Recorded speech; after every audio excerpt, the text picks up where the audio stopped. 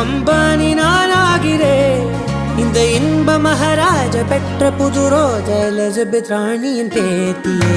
தாயே தாயே மகளன வந்தாய், தந்தை சிந்தை நலமுற வந்தாய்.